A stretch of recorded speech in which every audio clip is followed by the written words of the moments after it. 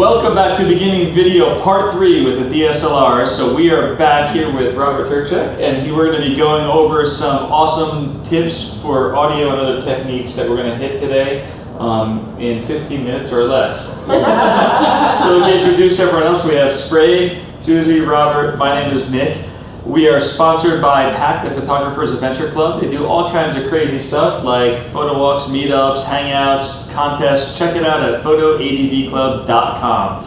So we are going to get into this right now, and we've been putting it off for about 3 weeks now. So audio. This is one of my challenges when I first came to you to do the show, and we ended up buying this, which I thought was a great deal. I saw it at B&H. I'm like, oh, like $50, cool, done, you know. She said, don't use the internal audio. So why wouldn't we use the internal audio?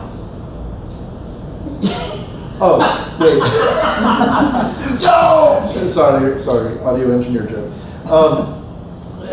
These are still cameras. They're not meant for, in audio recording. Yeah. The microphone is the size of a, pin. Head of a pin. It's just not designed for this. And it's also way across the room over there. Exactly, and you can see we're using labs.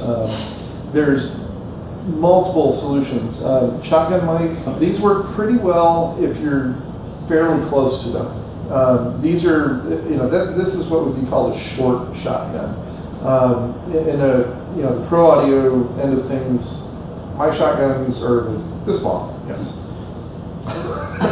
Sorry. So we have shotgun envy is what we're talking about here. Yes. And this is really meant kind of as a stopgap. It is a major step up from the internal audio of the camera, but there's much better solutions. Well, I like the way it was all like gadgety like that. I like the little cord, but the problems I was having with this when we tried to use it for this show was we tested it at the studio. It was picking up everything in the room. And there was lots of noise and static, and I'm an audio guy from live audio that I was doing, and I was like, this sounds like crud. It was just terrible sounding, and we did tests for a couple hours up there, turn the air off, turn the air on, what's this picking up, and it just seemed like it was a very noisy device. There wasn't a lot of clarity and like crispness. Yeah, and that's part of it's an inexpensive product. Is this one battery powered? No, this one is not. Okay. Now that's part of the game is it's relying on the camera to supply the preamp for the microphone. The preamps in these cameras are just not good at all. They're meant to be fed a decent signal, and that's kind of where we get into the next level of things. And kind of going back to one of the other discussions that we had, DSLRs are not an entry-level video camera. By any means. They're manual focus. They don't have image stabilization unless your lens has image stabilization. That's another thing. Audio-wise, it is more akin to the cinema way of making movies, where you use separate audio. This is strictly an audio recorder. Handy has a 1/4-20 thread on it. You can actually sit your camera right on top of that. Another 1/4-20, you can put your tripod shoe on the bottom there. Everything is all nice together. What this gives you is pro audio inputs, a much better preamp section to boost the mic signal, and it also is a recorder. This is a 4-channel recorder. Very stuff. Actually, I think you use this on the after hours because we're recording 4 mics. Yeah, we have the one that we're using right now is the Step Up. This is the D60, and they make a D70, which actually has 4 XLRs into it. So. And when we say it's Tascam. So we haven't mentioned that this is Tascam. Now, this brings up an interesting issue. When you record separate audio, now you have this device holds all your good audio. Your camera holds all your good video. How do you get them together? Good segue. For some reason. The big questions. How do it know? Yep. Good segue into the next kind of topic, which really is how do you put out a video once you've got it off your DSLR? You need editing software, and there's tons of packages out there. I'm an Adobe user, so I use Adobe Premiere. There's Apple products, there's Avid, there's tons, and I'm a Mac guy, so I'm limited to about 3 or 4 choices. There's a bunch of choices on the PC side of the world. Essentially, what it means is you've got to sync your camera and your audio. So all of the cameras right now that are running, they are recording audio, but it's not the high quality audio. You can hardly hear them, especially the wide angle one. It's just like way off in the distance. But it is in sync with its video. Yeah. So that is the key, is to be able to sync your good audio with the bad audio that's on the camera. Now, everybody's seen the movie style clappers. There's a reason for that. That puts a visual signal for the camera and an audio click that the audio recorders can handle. When you know where your click is and where the actual clapper touches, that is your sync point. So you start the audio and the video on that point and they sync up. So this had a cool feature above like the other different models that I liked, and it's the slate feature, which is the slate.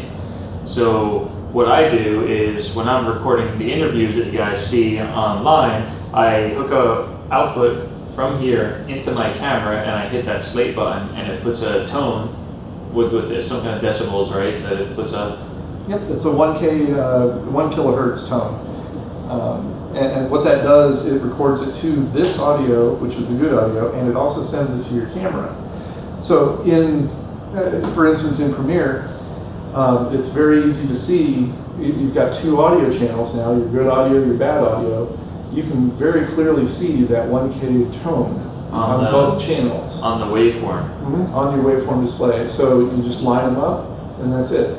Now, that's if you're doing it manually. There's a couple of companies that are doing third-party software. Pluralize, I think they got bought by somebody.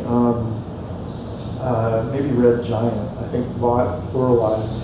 What that is a software plugin that will automatically sync all of your audio and video together. It's kind of handy. I'm an old school audio editor, so I'm very familiar with lining up waveforms. So I do it the old-fashioned way. Well, and there's a function in Premiere also that will line it up, and I've had really good luck with that. Yeah. So you can go in and select your audio and your tracks and tell it to synchronize them. And I haven't really had any problems with that. Yeah, that's a relatively new feature. And I think Final Cut 10 will also automatically sync audio and video. Now, what is the learning curve on a program like that if you do Premiere Final Cut Pro? Well, I edit a lot of these videos, so a lot of us use Lightroom, which I think is not, it's a good program. It's fairly easy to learn, fairly intuitive. Then you go over to Photoshop, and then you want to put a gun in your mouth. And so how does this kind of fit in there?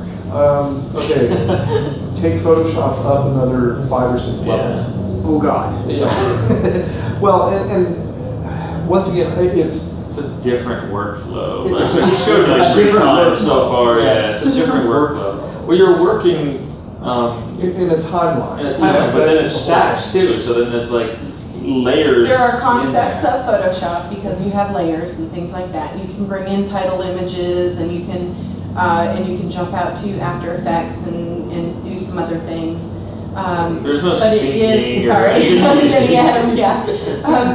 So there are many options. It is a very robust toolbox of options. It's way more than we need to do our interviews. Let me tell you that. It takes me way longer to get my stuff question out. would be, I guess, for somebody who's starting out, I mean, is there a way of getting in and getting something done easily without having to have a master's degree in video processing? Well, let's look at it at its most basic.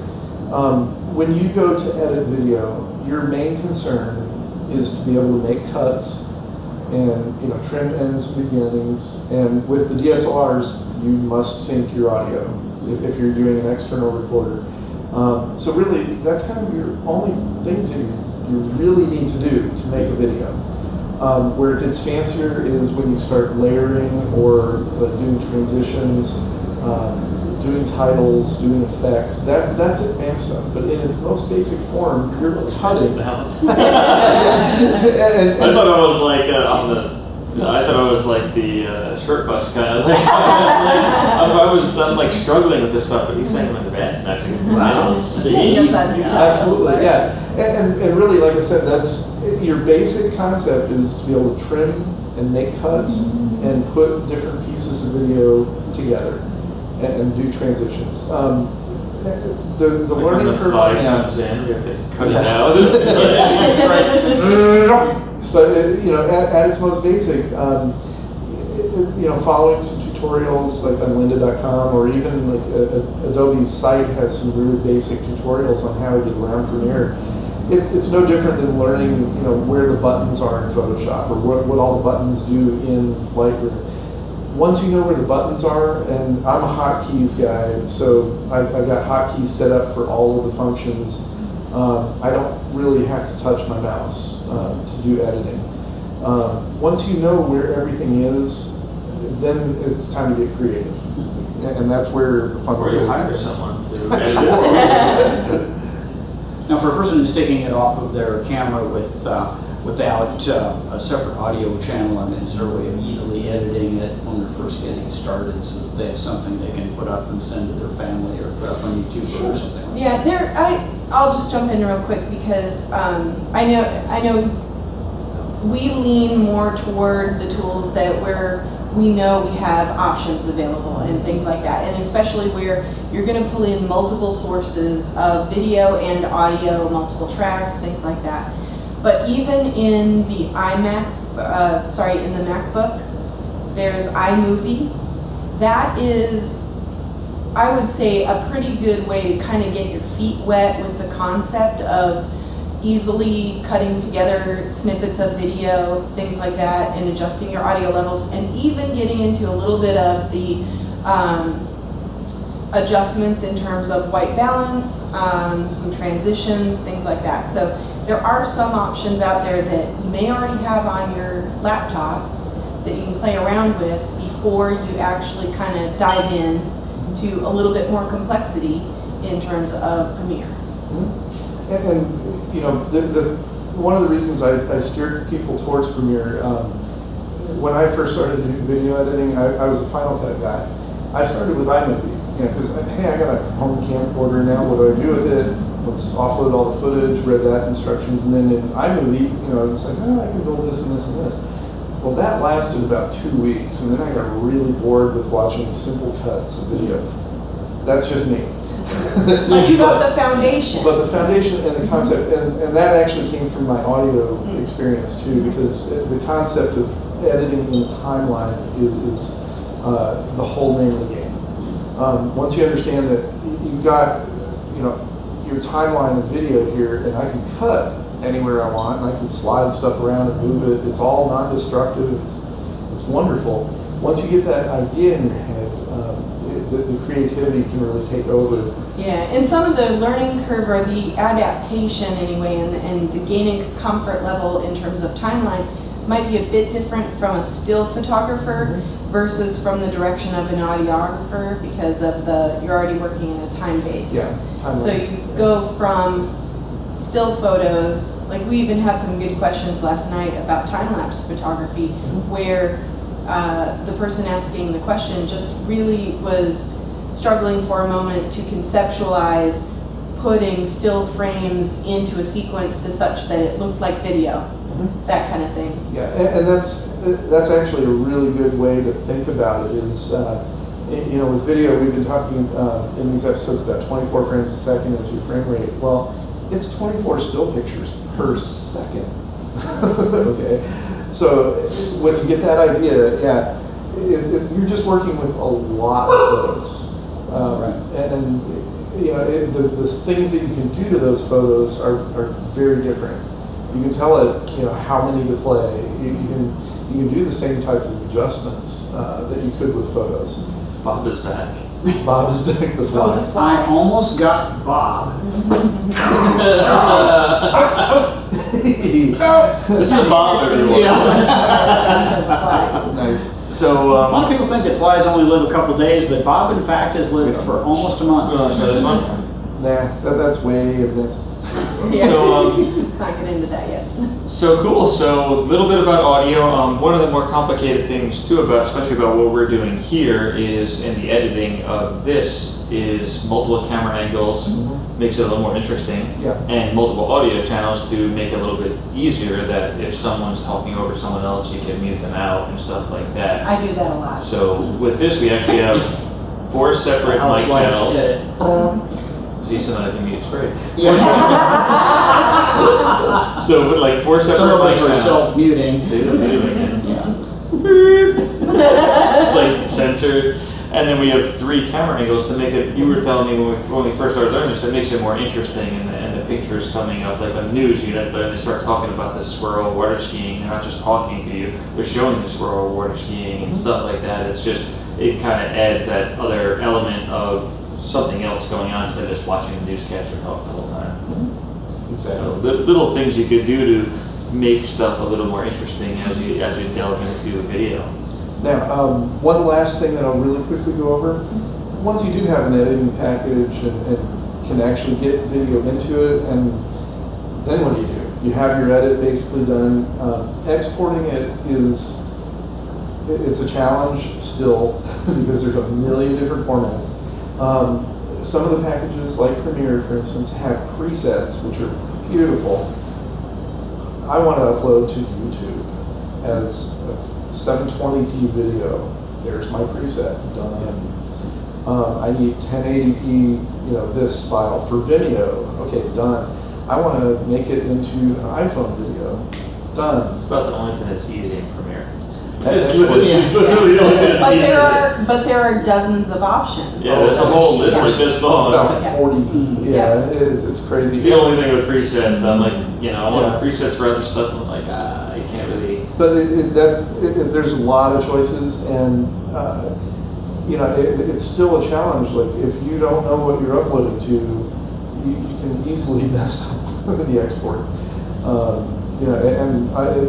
It's different with the pro level stuff because we deal with flash formats. We deal with MP4s versus So just to wrap up the part about what the recommendation would be then, so that let's say I want to export and I want a format that I don't know if I'm going to ultimately put it on YouTube or whatever, but I want to export it into a format that I can play back and I can look at it, start to finish, that kind of thing. I can share it with a couple of friends, or put it on a let's say I want to put it on a disc or Put on Paris. yeah.